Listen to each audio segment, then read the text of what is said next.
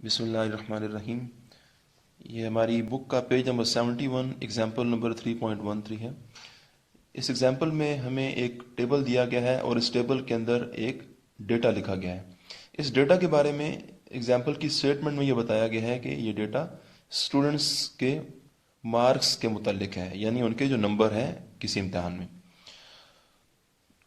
ये उससे मुतालिक टेबल है। इसमें ये मार्क्स के सामने ये आगे क्लासेस बनी हुई हैं 30 to 39, 40 to 49, और नीचे एफ का मतलब है फ्रीक्वेंसी। फ्रीक्वेंसी कहते हैं तादाद को। ये 8, 87 ये सारी फ्रीक्वेंसीज हैं। तो टेबल का मतलब यह है कि 30 से लेकर 39 तक के मार्क्स जिन बच्चों के आए हैं उनकी तादाद 8 है। अब उन 8 बच्चों के मार्क्स हैं कितने वो नहीं पता, लेकिन इतना पता है कि 30 से लेकर 39 तक मार्क्स देने वाले बच्चे 8 हैं क्लास में। इसी तरह से 40 से लेकर 49 तक मार्क्स जितने बच्चों के आए हैं वो उनकी तादाद 87 है। अब ये भी नहीं मालूम कि 87 तो तादाद है बच्चों की, लेकिन उन 87 बच्चों के मार्क्स हैं क्या वो नहीं पता, लेकिन इतना पता है कि उनके मार्क्स 40 से लेकर 49 के बीच में है। तो इस तरह का डेटा या इस तरह की अरेंजमेंट जिसमें एक क्लासेस हों और साथ फ्रीक्वेंसीज लिखी हों, इस अरेंजमेंट को कहते हैं फ्रीक्वेंसी डिस्ट्रीब्यूशन। साथ में कंटिन्यूस का वर्ड इसलिए आ रहा है कि जो हमारे मार्क्स हैं, मार्क्स का जो डेटा होता है, डेटा हमारे पास दो तरह के हैं, एक डिस्क्रीट और एक कंटिन्यूस। तो डिस्क्रीट डेटा ऐसा होता है कि जो काउंटिंग प्रोसेस से आता है, यानी गिनने के अमल से। तो जब आप चीज़ों को गिनते हैं तो उनमें पॉइंट्स मुमकिन नहीं होते हैं, यानी वो जो आपको फिगर मिलता है वो इशारिया में नहीं होता है। मिसाल के तौर पर किसी घर के अंदर जो लोगों की तादाद है, लोगों की तादाद वो पॉइंटों में नहीं होगी, या 4 लोग होंगे या 5 लोग होंगे, यानी 4.5 का वो कोई ऐसा सेंस नहीं बनती है उसमें। सिमिलरली कहीं भी आप काउंटिंग करेंगे चीज़ों की, तो ऐसा डेटा जो काउंटिंग से जनरेट हो रहा है वो डिस्क्रीट होता है। जबकि एक कंटिन्यूस डेटा भी है। कंटिन्यूस डेटा का यह है कि वो मेजरिंग प्रोसेस से आता है। तो जब आप चीज़ों को मेजर करते हैं, यानी उसको पैमाइश करते हैं, तो फिर वो पॉइंटों में आ सकती हैं। यानी किसी चीज़ का वेट किया जाए, किसी की हाइट को नापा जाए, तो ऐसा डेटा वो कंटिन्यूस डेटा होता है, क्योंकि इसमें पॉइंट्स मुमकिन होते हैं। अभी जो मार्क्स हैं हमारे, मार्क्स जो हैं ये इनके बारे में अज्यूम ये किया जा रहा है कि ये पॉइंट्स में हो सकते हैं। तो ऐसा डेटा जो पॉइंट्स में हो सकता है उस डेटा को कंटिन्यूस कहते हैं। तो ये कंटिन्यूस का वर्ड साथ में इसलिए आ रहा है। तो कंटिन्यूस किस लिए? क्योंकि हमारे मार्क्स कंटिन्यूस डेटा से ताल्लुक रखते हैं। अगर हमारे मार्क्स की बजाय कोई और चीज़ ऐसी होती जो डिस्क्रीट होती, जो काउंटिंग से आ रही होती, तो फिर हमारा इसी टेबल का नाम हो जाता डिस्क्रीट फ्रीक्वेंसी डिस्ट्रीब्यूशन। लेकिन फ्रीक्वेंसी का वर्ड लाजमी आएगा जब एफ आएगी। तो अब हमें इस डेटा के लिए मीडियन, क्वार्टाइल, डिसाइल और ये परसेंटाइल मालूम करने हैं। सबसे पहले इन चीज़ों के फार्मूले मैं दिखा देता हूँ। मीडियन का फार्मूला आप सबसे पहले देखिए, ये हमें सबसे पहले इसको याद करना है। फिर नीचे आ रहे हैं ये Q1, Q3। Q1 कहते हैं लोअर क्वार्टाइल, Q3 अपर क्वार्टाइल। सिमिलरली नीचे फार्मूलाज दिए गए हैं D7 और D9। D for decile, decile number 7, decile number 9। Decile हमें पता है कि D1 भी हो सकता है, D2 भी, D3 भी, लेकिन अगर हमें डिसाइल नंबर 7, 9 के फार्मूले ये हमें आइडिया हो जाए तो बाकी फार्मूले हम खुद बना लेंगे। इसी तरह से P70, P फॉर परसेंटाइल। तो मैंने यहाँ P70 और P80 के फार्मूले लिखे हैं, बाकी हम अगर इनको समझ लेंगे तो बाकी भी हम बना लेंगे। सबसे पहले मीडियन, बल्कि आप इन फार्मूलों में गौर कीजिए कि सारे फार्मूलों में सब ये इक्वल के बाद ये सबसे में L आ रही है, सब में प्लस का साइन है, H और F सब में है, -C सब में है। फार्मूले में जो N आ रही है, N सब फार्मूलों में N यहाँ पर नजर आ रहा है, मौजूद है। ये N के साथ डिवाइड होने वाली चीज़ और मल्टीप्लाई होने वाली चीज़ ये बदल रही है, यानी इन सारे फार्मूलों में चेंज सिर्फ यहाँ पर आ रही है। N के साथ जो फैक्टर मल्टीप्लाई और डिवाइड हो रहा है यहाँ पर चेंज आ रही है, बाकी सारे फार्मूले सेम है। अब ये डिवाइड होने वाली चीज़ पर हम ध्यान करेंगे। मीडियन, मीडियन में 2 से डिवाइड करेंगे। वजह यह है कि मीडियन जो हमारा है वो डेटा को 2 पार्ट्स में डिवाइड करता है, लिहाजा नीचे 2 आएगा।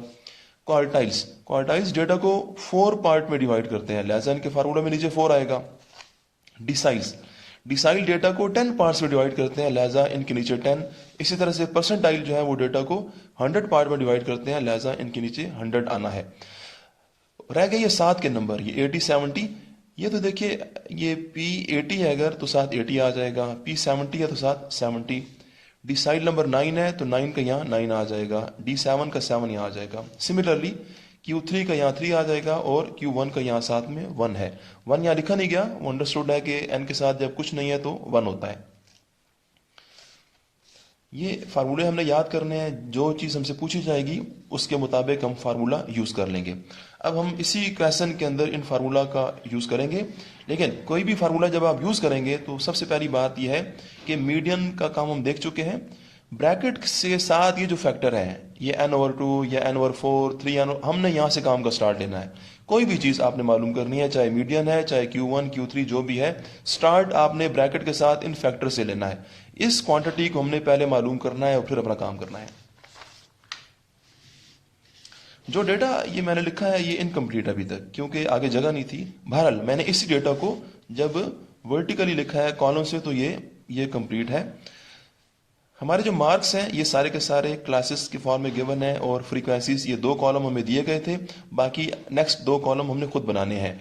तो क्यूमुलेटिव फ्रीक्वेंसी कॉलम की मदद से बनेगा और ये CB क्लास बाउंड्रीज ये इन क्लासेस की मदद से बनेगी।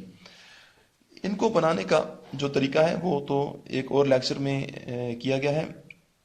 बहरहाल अभी हम इनमें नहीं जाएंगे कि क्लास बाउंड्रीज कैसे बनी है, लेकिन इतना हमें पता होना चाहिए कि जब आपको डेटा दिया जाए तो गौर करना है कि पहली क्लास 30 से 39 है और नेक्स्ट क्लास 40 से स्टार्ट हो रही है, यानी 39 पर पहली क्लास एंड हुई है और दूसरी क्लास 40 से स्टार्ट हो रही है, यानी दोनों क्लासेस में गैप आ गया है।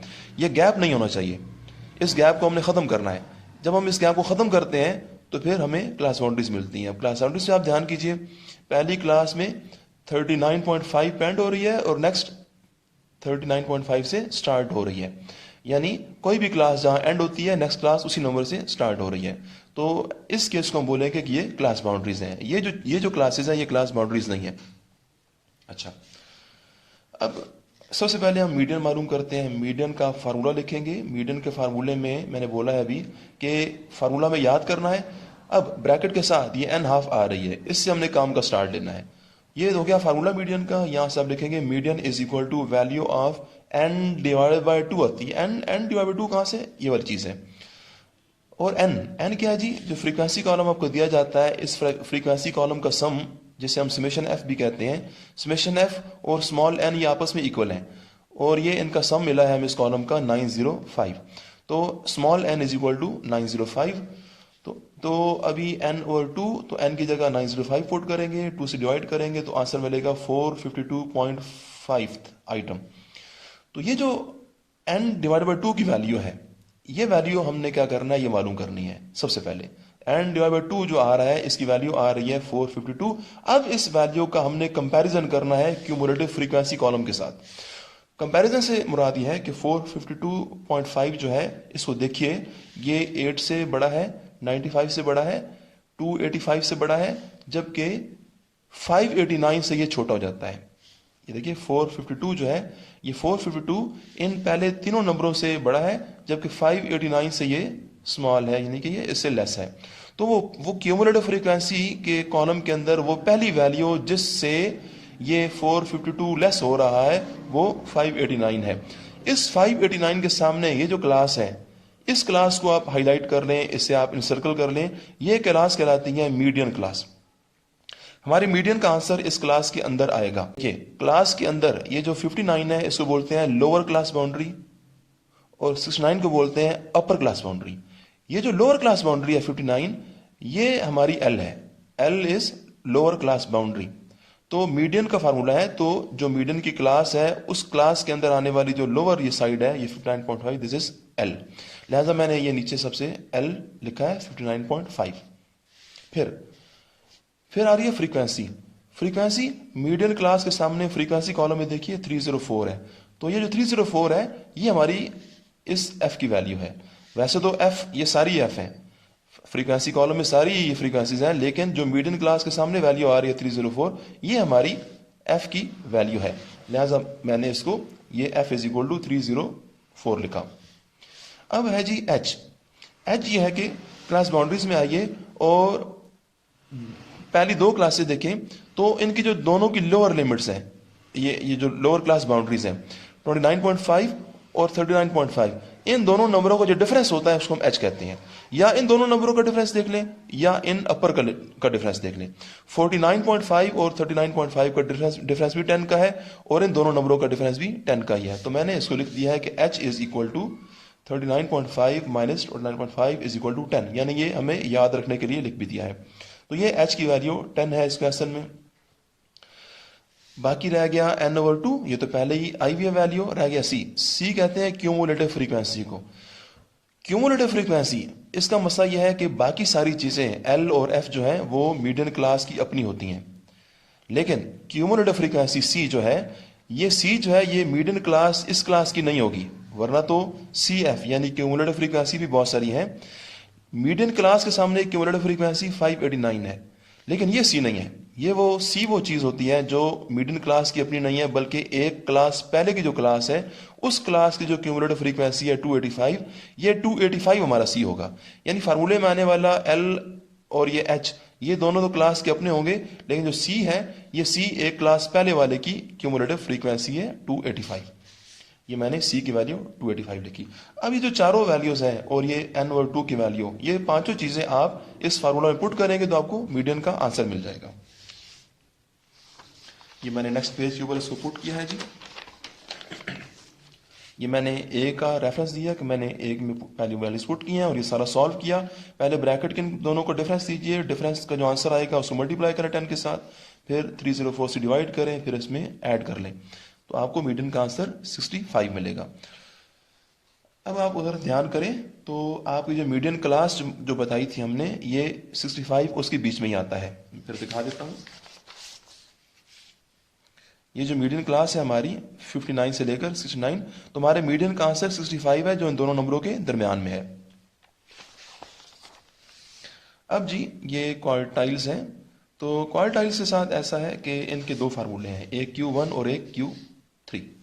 तो Q1 का फार्मूला अभी मैंने आपको बताया था, आपने याद कैसे करना है। बाकी अब फार्मूला के अंदर आने वाली चीजें बिल्कुल मीडियन की तरह ही आप मालूम करेंगे। यानी फार्मूला का स्टार्ट ब्रैकेट के साथ n/4 से लिया जाएगा। ये फिर लिखा है कि Q1 इज इक्वल टू, क्योंकि अब क्वार्टाइल का ये क्वेश्चन है तो हम लिखेंगे Q1 is equal to, median में लिखा था median is equal to value, यहाँ लिखेंगे Q1 is equal to value of n/4, n divide by 4। n हमारा 905 है, 4 से डिवाइड करिए 226.25। अब इस 226.25 जो हमें मिला है, इसका भी हमने कंपैरिजन करना है CF के साथ। मीडियन में भी ऐसे किया था कि मीडियन के फार्मूले में n डिवाइड बाय 2 जो था इसकी वैल्यू निकाली थी, कंपैरिजन किया था। अब क्वार्टाइल के फार्मूले में n/2 नहीं है, बल्कि वहां पर n/4 है, तो हमने n/4 की वैल्यू निकाली और उस वैल्यू का आगे काम सेम है। आगे सेम से मुराद यह है कि आप मीडियन की तरह आपने अब इस वैल्यू का CF के साथ कंपैरिजन कर रहा है। तो यह 226 8 से बड़ा, 95 से बड़ा, इससे छोटा है, 285 से ये लेस है, तो 285 वो पहली CF है, जैसे वो 226 स्मॉलर है, तो इसके सामने जो क्लास बन रही है इसको आप हाईलाइट कर लें, ये क्लास कहलाएगी Q1 की क्लास। यानी हमारा Q1 का आंसर इन दोनों नंबरों के दरमियान में आएगा। अब जी, अब फार्मूले में आने वाला जो L है और ये F है, ये L और F ये दोनों तो क्लास के अपने ही होंगे, जिस क्लास को आपने हाईलाइट किया है। ये 49 L है और जो फ्रीक्वेंसी है 190, ये हमारी F होगी। ये F की वैल्यू 190 आप फार्मूले में पुट करेंगे और L की जगह 49.5 पुट करेंगे। रह गया ये H। क्योंकि सेम डेटा है, हमारा क्वेश्चन और डेटा सेम है, लिहाजा H का तरीका वही है, वर्टिकल डिफरेंस देना, जो भी मीडियन के केस में दिया था H एक ही होगा। H की वैल्यू सेम है मीडियन में भी और इसमें भी। रह गया n/4, तो वो पहले हो चुका है, और बाकी ये C का भी मसला फिर वही है कि C है क्यूमुलेटिव फ्रीक्वेंसी, लेकिन क्यूमुलेटिव फ्रीक्वेंसी अब Q1 की जो क्लास है उसकी नहीं होगी, बल्कि एक क्लास ऊपर पहले वाली, तो वहां पर आ रही है CF 95। तो हमारे इस क्वेश्चन में यानी इसमें C 95 है। ये सारी जो वैल्यूज हैं और ये वैल्यू ये फार्मूला में आप पुट करिए, आपको Q1 का आंसर मिल जाएगा। Q3 का फार्मूला देखिए। अब इसके साथ भी वही करना है कि ब्रैकेट के साथ ये जो टर्म आ रही है 3n/4, यहां से स्टार्ट लेंगे, तो लिखेंगे ये तो Q3 का फार्मूला है, आप नीचे लिखेंगे Q3 is equal to value of 3n/4, यानी कि 3 इंटू एन की जगह वही, क्योंकि डेटा सेम है तो n भी हमारा 905 ही है। ये सॉल्व करिए 678, बाकी आगे काम सेम है जी कि आप 678 को अब इसका कंपैरिजन करेंगे CF के साथ। तो जब 678 को हम कंपैरिजन करते हैं तो 678 8 से बड़ा, इससे बड़ा, इससे बड़ा, इस 800 से लेस है। तो 678 जो है 800 से लेस होती है, लिहाजा ये जो क्लास होगी इस क्लास को हम, ये मैंने लिखा है Q3, यानी ये Q3 की क्लास है। साथ में D8 लिखा हुआ है, वो आगे काम देखेंगे। D8 की क्लास भी यही बननी है।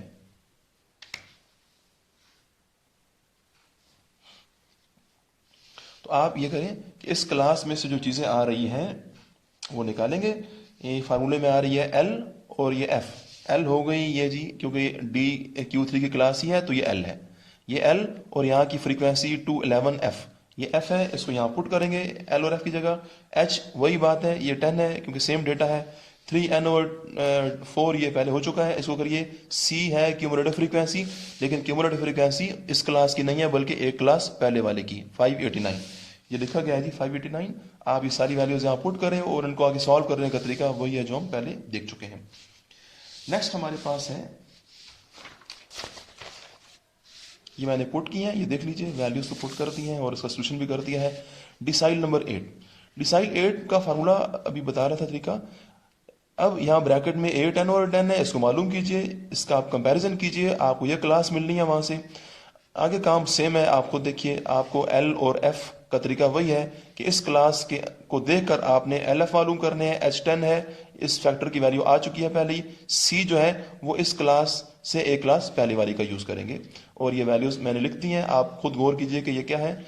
इनमें से अब ये वैल्यूज आपने वहां पुट करनी है तो आपको D8 मिलेगा। सिमिलरली परसेंटाइल नंबर 70, ये फार्मूला है जी, ब्रैकेट के अंदर 70N और 100 है, तो ये फैक्टर हम मालूम करेंगे। ये मैंने किया है 633। ये काम भी सेम है कि अब आप 633 का कंपैरिजन करेंगे और आगे ये वैल्यूज आपको मिलनी है, और इन वैल्यूज को यहाँ पुट करें तो P70 का आंसर आ जाएगा।